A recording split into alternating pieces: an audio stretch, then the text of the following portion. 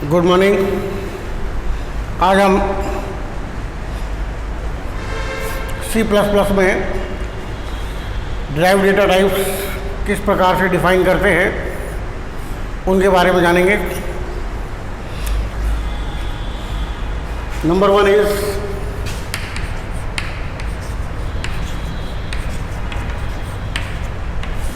Arrays. C में और C++ में अरेज को डिफाइन करने का तरीका लगभग सिमिलर है। Only one exception is there, and what is that exception? कि C में जो हम स्ट्रिंग के केस में नंबर ऑफ कैरेक्टर्स जितने डिफाइन करते हैं उतना ही स्पेस मेमोरी में C के कंपाइलर के द्वारा ऑक्यूपाई किया जाता है या करवाया जाता है। For example, if I right CHAR STR4,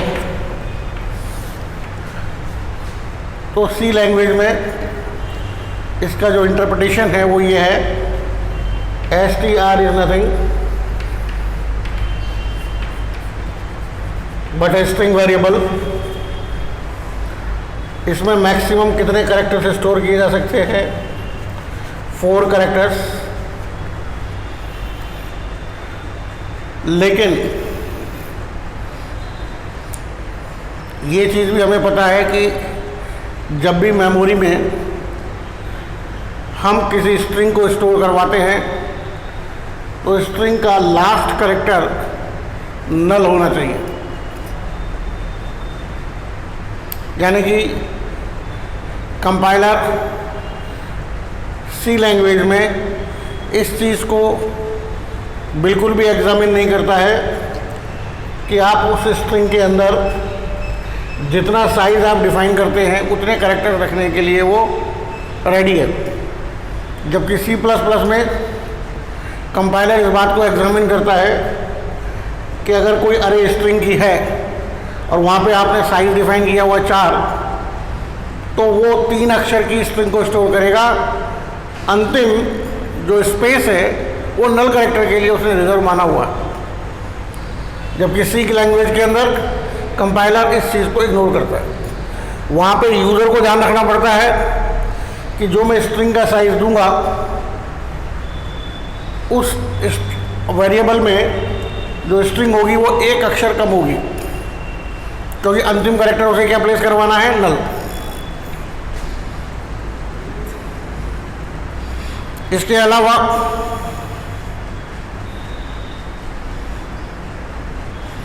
there is no difference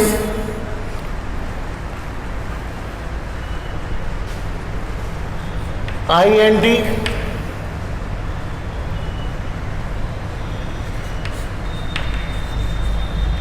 size bracket में 5। इसका मतलब है size is nothing but a array variable which can store 5 integers. तो कंपाइलर यहाँ पे क्या करेगा? 1 इंटीजर के लिए 1 वर्ड और 5 इंटीजर के लिए 5 वर्ड की जगह मेमोरी में ऑक्यूपाई करेगा।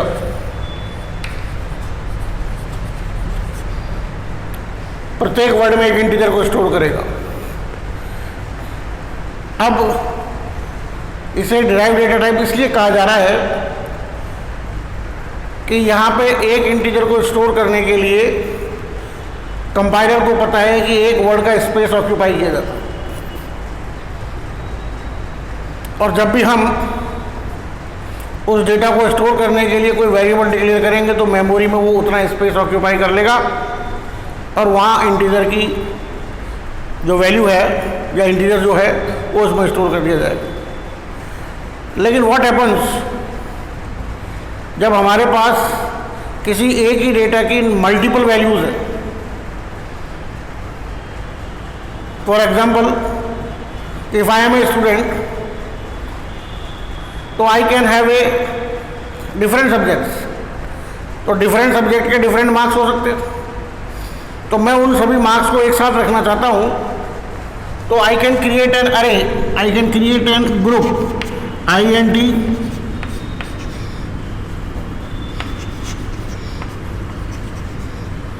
सब मार्क्स ब्रैकेट में 4, यानी कि सब मार्क्स ब्रैकेट में 0, ब्रैकेट में 1, ब्रैकेट में 2 और ब्रैकेट में 3। ये कितने हो गए?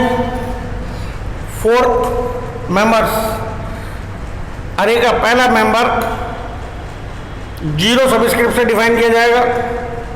अरे का दूसरा मेंबर, अरे का नाम ब्रैकेट में सबस्क्रिप्ट 1, इसी प्रकार से अरे वेरिएबल का नाम ब्रैकेट में सबस्क्रिप्ट 2। तो कुल मिला के हमारे पास कितने मेंबर हो गए? 4 मेंबर हो गए, और इनकी चारों वैल्यूज़ मेमोरी में एक साथ स्टोर की जा सकती है। तो हमने क्या कर लिया? 4 इंटीजर का एक ग्रुप बना लिया, और ग्रुप की इंडिविजुअल वैल्यूज़ को अपन ने किस नाम से जाना? मेंबर के नाम से। तो यहाँ मेंबर का नाम क्या होता है? अरे का नाम ब्रैकेट में उस मेंबर की सबस्क्रिप्ट यानी कि उसकी लोकेशन, और अरे की लोकेशन हमेशा कहाँ से स्टार्ट होती है? 0 से। उसकी भी अपनी एक वजह है। वजह यह है कि मान लीजिए आपके पास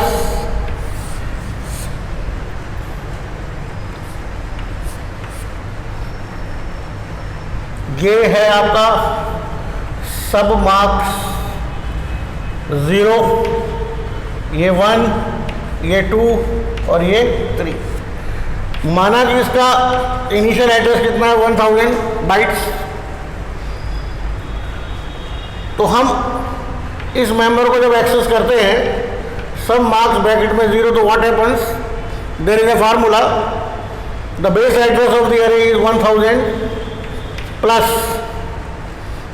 आप कौन से मेंबर को एक्सेस करना चाहते हैं?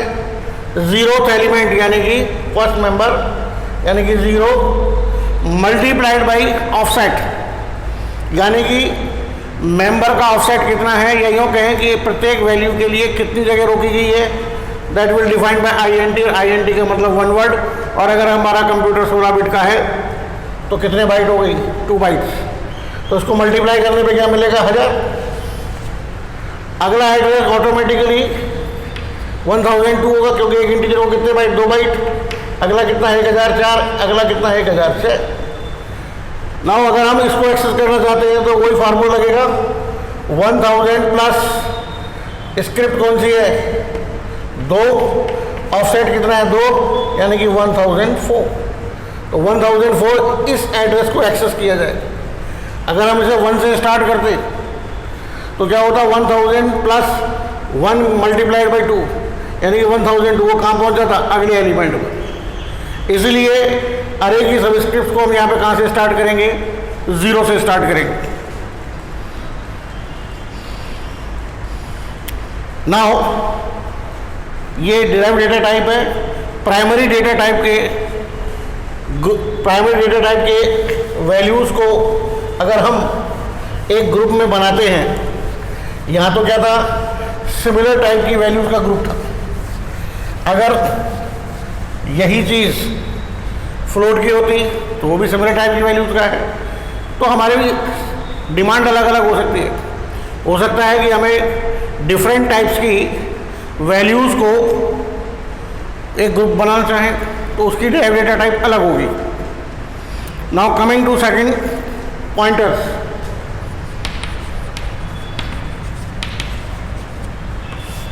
What is pointer? जो लोग सी में पढ़ चुके हैं उसके अलावा एक बार रिवाइज कर लेते हैं कि भाई पॉइंटर कहते कैसे। I can explain you this. Suppose INT A, तो यहाँ हम कहते हैं कि A is a variable whose data type is integer, यानी कि इसको जब इंटरप्रेट किया जाएगा या इसके अनुसार काम किया जाएगा तो C के कंपाइलर के द्वारा या C++ के कंपाइलर के द्वारा मेमोरी में 1 वर्ड की जगह ऑक्यूपाई की जाएगी। माना कि जहाँ से इसको जगह मिली उसका बाइट नंबर क्या था 1000, इसे हम क्या बोलेंगे, बेस एड्रेस ऑफ कौन सा वेरिएबल, ए वेरिएबल। कुल कितनी जगह है, 2 बाइट्स। ये मानते हुए कि सीपीयू का साइज कितना है, 16 बिट का है। ओके, अब इस लोकेशन पे हमने वैल्यू असाइन करवा दी 12, तो 12 इज असाइन टू ए, यह क्या स्टोर हो गया 12। अब हम आगे प्रोग्राम में अगर ये लिखते हैं k is equal to A plus 12, तो कंपाइलर क्या करेगा कि ये सापेक्ष में जो उसने एड्रेस नोट किया हुआ है का, दैट इज 1000 पे वैल्यू कितनी है 12, उसको एक्सेस करेगा और 12 प्लस 12 कितना हो जाएगा 24, और 24 को कहाँ छोड़ दिया जाएगा, के में। इसी प्रकार से के की भी मेमोरी में कई जगह होगी, वहाँ पे इस वैल्यू को स्टोर करवा दिया जाएगा। तो यहाँ पे हम मेमोरी में रखी गई वैल्यू को एक्सेस करने का काम किसके साथ कर रहे हैं, वेरिएबल के नाम के साथ। अगर हम वेरिएबल की वैल्यू को एक्सेस करने के लिए वेरिएबल का एड्रेस इस्तेमाल करें तो इस सिमिलर लाइक कि देयर इज ए कॉलोनी में 100 मकान है, हर मकान का अपना एक नाम भी है, हर मकान का अपना एक नंबर भी है। क्लियर। अब अगर हम कहें पोस्टमैन को कि भाई डाक दे के आओ और उसके लिफाफे पे सिर्फ एड्रेस के रूप में मकान का नाम लिखा हुआ है, तो उसको मकान का नाम सर्च करने में परेशानी होगी। क्यों?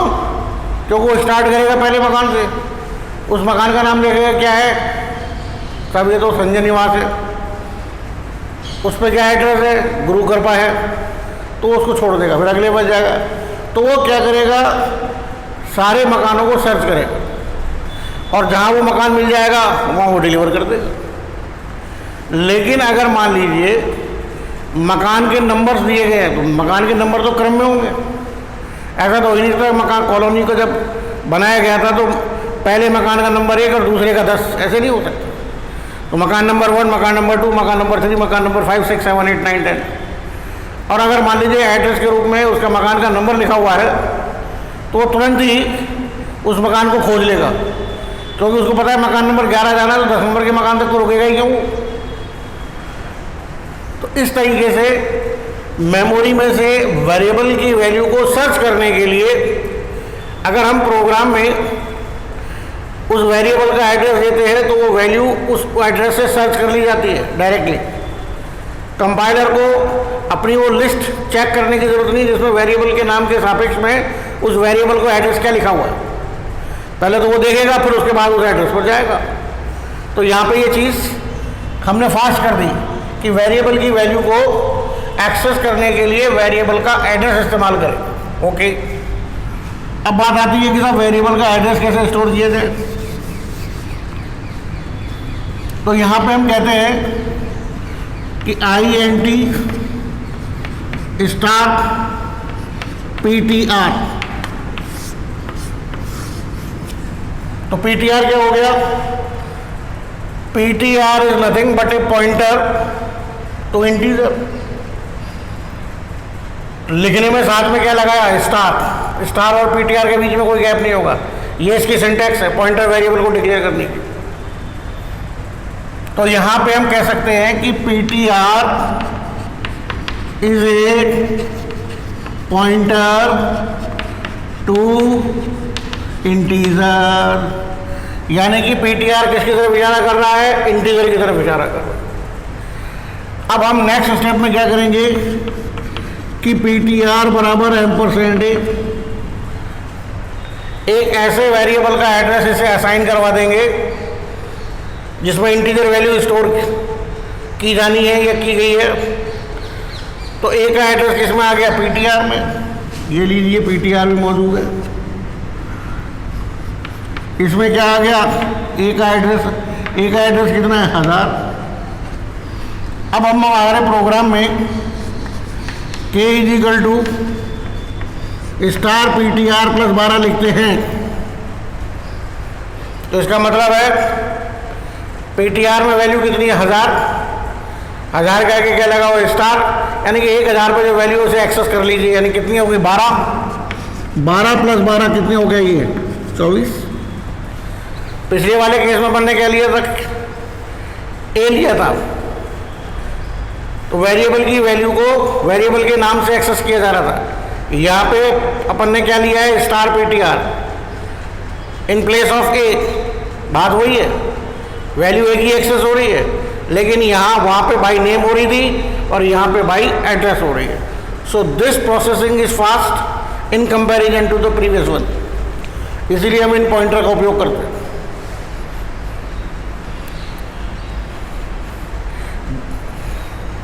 यहाँ पे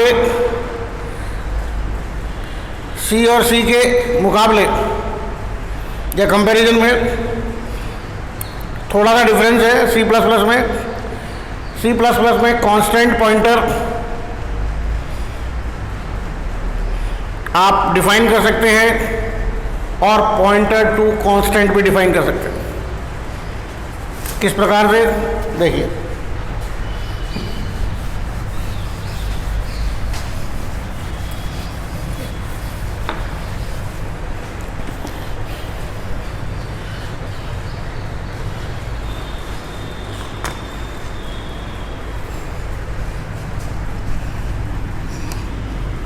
CHAR star CONST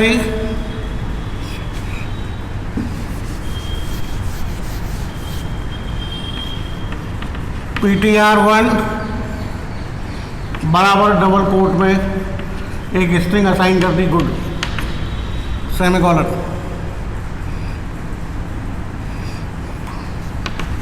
INT CONST star PTR2 बराबर %M।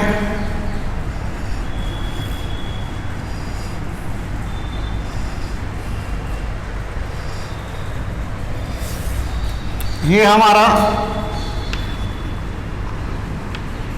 कांस्टेंट पॉइंटर है और ये हमारा पॉइंटर टू ए कांस्टेंट है। What is the difference? Difference is very simple.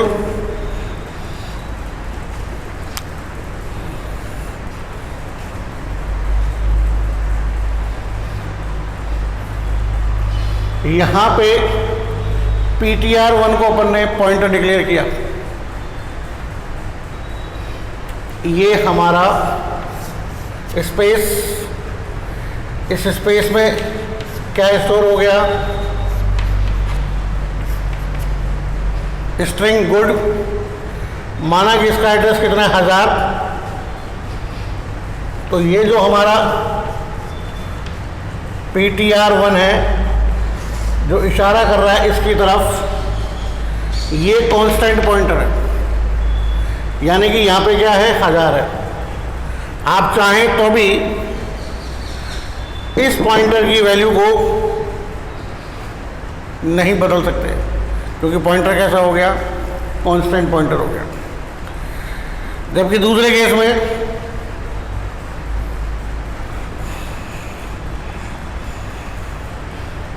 PTR2 एक पॉइंटर है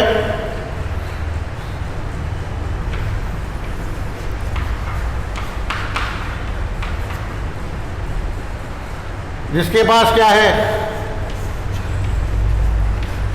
M का एड्रेस, माना कि एड्रेस 1000 है, तो ये किसकी तरफ इशारा कर रहा है, M की तरफ।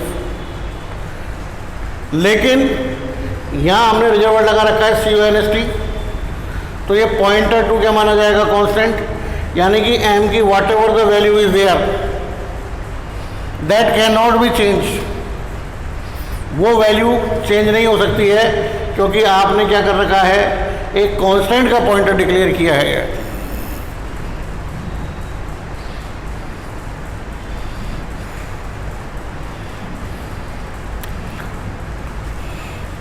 PTR2 is declared as pointer to a constant. It can point to any variable of correct type.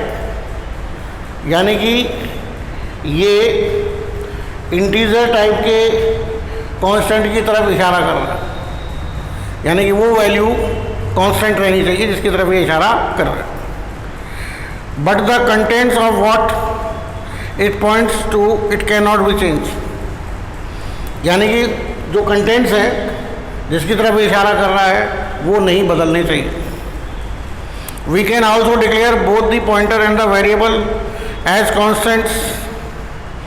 हम दोनों चीज़ें कर सकते हैं. किस प्रकार से कि साहब पॉइंटर भी कांस्टेंट हो जाए या पॉइंटर जिसकी तरफ इशारा कर रहा है वो भी कांस्टेंट हो जाए. उसके लिए क्या करना पड़ेगा? CONST constant, CHAR star CONST pointer का नाम बराबर डबल कोट में उसकी प्रारंभिक वैल्यू, यानी कि गुड. यानी कि यहाँ पे इसी केस को मान लें, ये भी कांस्टेंट हो गया और ये वैल्यू भी कांस्टेंट हो गई. यानी कि पॉइंटर में 1000 है, 1000 कैन नॉट बी मैनिपुलेटेड. 1000 जिस तरफ इशारा कर रहा है उस लोकेशन पर जो वैल्यू है वो भी चेंज नहीं हो सकते. यानी कि दोनों चीज़ें यहाँ पे कांस्टेंट डिफाइन हो गई. ये चीज़ें हम C में नहीं कर सकते थे, ये C++ में कर सकते. C++ में पॉइंटर्स का उपयोग एक्सटेंसिवली किया जाता है, इसलिए पॉइंटर्स हमारे दिमाग में बिल्कुल क्लियर रहनी चाहिए. क्योंकि यहाँ किस जगह कांस्टेंट लगेगा, किस जगह स्टार लगेगा, इसी का फ़र्क है. खाली अगर गलत जगह लगा दिया तो उसका मीनिंग ही बदल जाता है. Now coming to symbolic constants.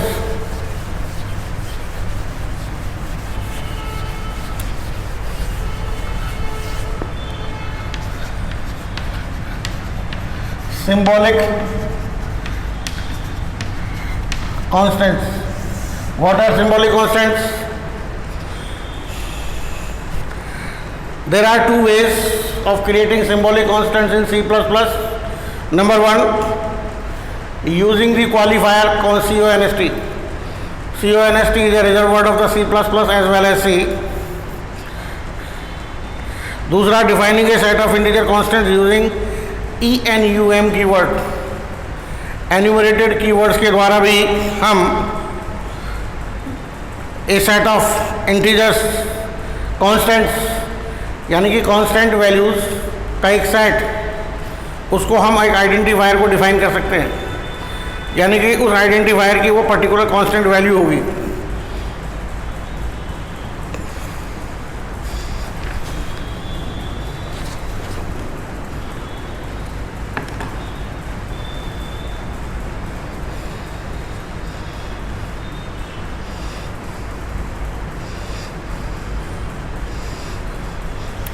For example CONST INT size बराबर 10. यहाँ पे साइज नाम के वेरिएबल को अपन ने क्या बना दिया? कांस्टेंट बना दिया. यानी कि साइज की वैल्यू हमेशा क्या रहेगी? 10 ही रहेगी. It can not be change. लेकिन अगर हमने इस तरह के सिंबॉलिक कांस्टेंट को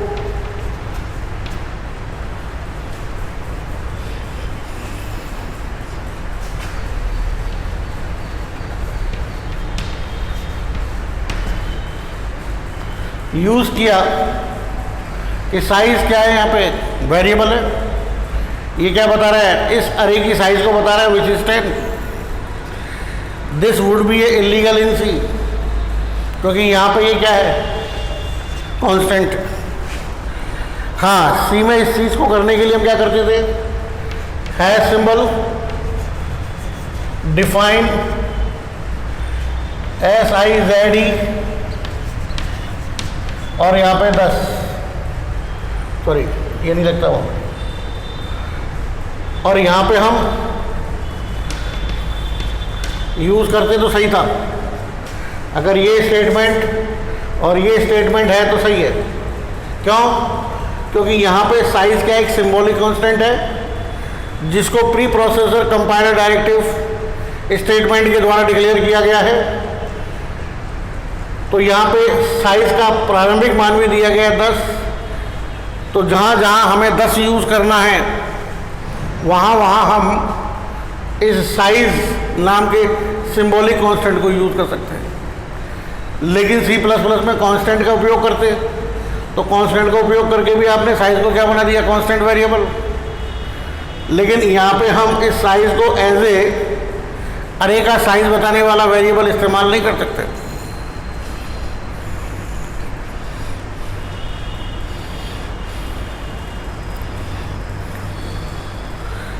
C++ में कांस्टेंट जो है हमेशा जब डिक्लेयर होगा वो इनिशियलाइज होना चाहिए, यानी कि CONST INT साइज बराबर 10। यहाँ पे डिक्लेरेशन प्लस असाइनमेंट, इसे क्या बोलते हैं हम, इनिशियलाइजेशन। यानी कि वेरिएबल का पहले डिक्लेरेशन करो और इमीडिएट उसको क्या करो, असाइन करवाओ वैल्यू के साथ। तो इस पूरे डबल प्रोसेस को क्या बोलते हैं हम, इनिशियलाइजेशन बोलते हैं। तो यहाँ पे कांस्टेंट का मतलब है कि constant has to be initialised.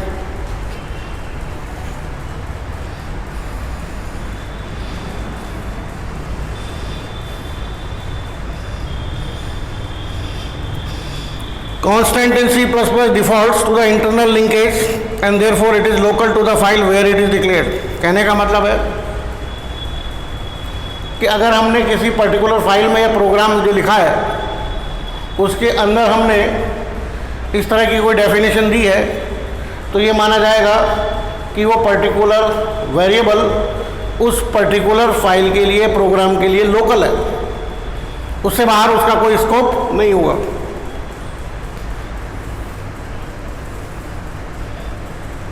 अगर हमने फाइल के बाहर यानी कि प्रोग्राम के बाहर इस तरह का कोई वेरिएबल डिक्लेयर करना है तो बाय डिफ़ॉल्ट उसे क्या माना जाएगा, ग्लोबल माना जाएगा।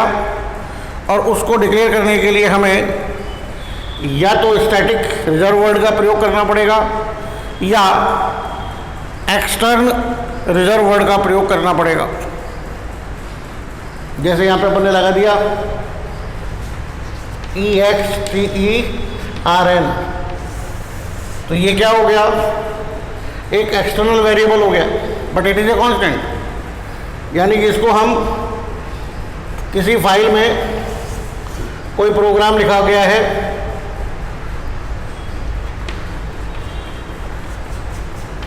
इससे बाहर डिक्लेयर करेंगे तो इस फाइल में जितने भी फंक्शंस होंगे उन सभी फंक्शंस में ये ग्लोबल कांस्टेंट वेरिएबल यूज हो सकता है। और अगर मेन के अंदर डिक्लेयर कर देते तो एक्सटेंड शब्द की जरूरत नहीं थी, बाय डिफ़ॉल्ट वो क्या माना जाता, लोकल माना जाता। यानी कि विद इन दैट फंक्शन ही उसका स्कोप था, यानी कि उसको यूज़ किया जा सकता है।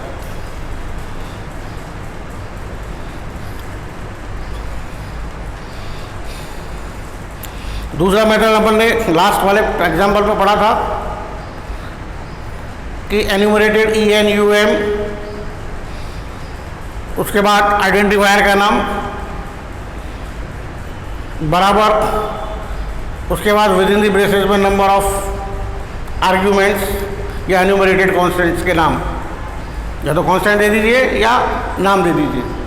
अगर आपने नाम दिए हैं तो पहले एन्यूमरेटेड कॉन्स्टेंट की प्रारंभिक मान क्या माना जाएगा, 0, अगले का 1 बढ़कर 1, अगले का 2, इस तरह से। अगर आपको चेंज करना है तो चेंज भी कर सकते थे आप। ENUM आइडेंटिफायर मान लीजिए डेज,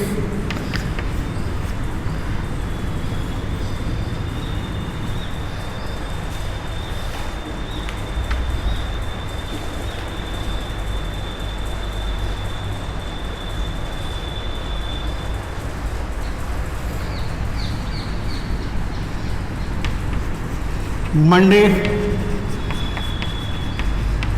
ट्यूसडे, इस तरह से। तो यहाँ बाई डिफ़ॉल्ट क्या है, 0, ये क्या है 1, अगला 2। लेकिन आप चेंज करना चाहें तो चेंज कर सकते हैं। मंडे बराबर 1 कर दिया, ट्यूसडे वेडनेसडे बेस क्लोज। तो यहाँ पे मंडे का प्रारंभिक मान क्या माना जाएगा?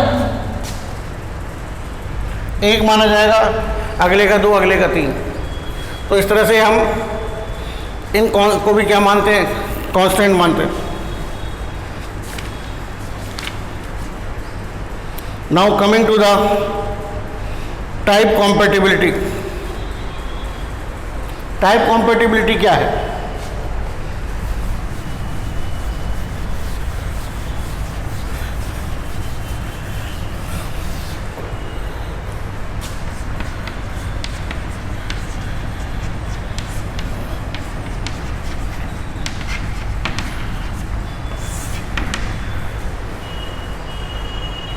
सपोज कीजिए INT A, B. There are 2 variables A and B which are declared as an integer. तो हम A बराबर B लिख सकते हैं, यानी कि हम क्या कर रहे हैं? यहाँ पे B की वैल्यू को A को असाइन करवा रहे हैं। यानी कि दोनों तरफ यहाँ पे क्या है? ऐसे वेरिएबल है जिनकी टाइप क्या है? समान है। लेकिन C++ के अंदर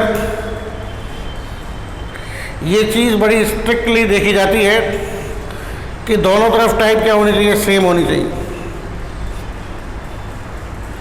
जैसे कि INT है, शॉर्ट INT है या लॉन्ग INT है, ये तीनों डिफरेंट डेटा टाइप्स हैं।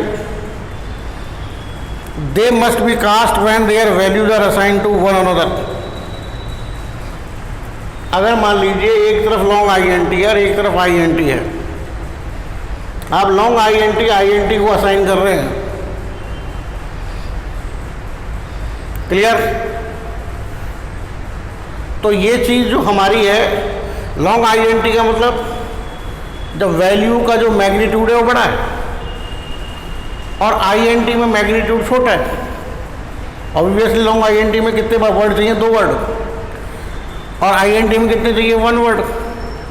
तो 2 वर्ड का मैटर 1 वर्ड में जाएगा तो वैल्यू ट्रंकेट होगी कि नहीं होगी? यानी कि जो हायर ऑर्डर की बिट्स हैं वो डिस्कार्ड कर दी जाएंगी।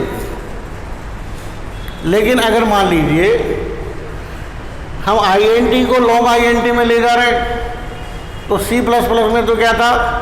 जो डिफ़ॉल्ट कन्वर्जन था वो क्या करता था कि INT वैल्यू को लॉन्ग INT में जाने देता था।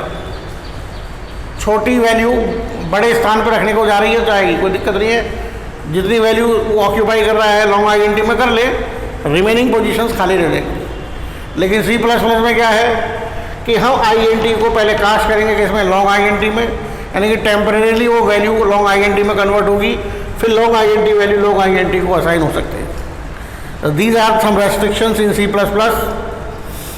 Similarly assigned character and unsigned character are considered as different types, although each of these has a size of 1 byte। सबकी सेम 1 बाइट है लेकिन इनको अलग माना जाता है। इसलिए जब भी हम असाइन करने का प्रयास करेंगे इस तरह से, तो हमें कॉम्पेटिबिलिटी का ध्यान में रखते हुए पहले कास्टिंग करनी होगी। जिस टाइप की वैल्यू में उसे रखने जा रहे हो, तो जो हमारा सोर्स है वो कास्टिंग के द्वारा टारगेट के अनुसार बदल जाना चाहिए। So these are some notable differences जो कि C और C++ में थे, ये हमें ध्यान में रखना चाहिए, क्योंकि जब आगे हम प्रोग्रामिंग करेंगे तो वहाँ इन चीज़ों का बड़ा ख्याल रखा जाएगा। Now coming to the declaration of variables, कि वेरिएबल का डिक्लेरेशन किस तरह से किया जाता है C++ में। यहाँ पे वो सेम तरीका अपनाया जाता है जो C में अपनाया जाता था।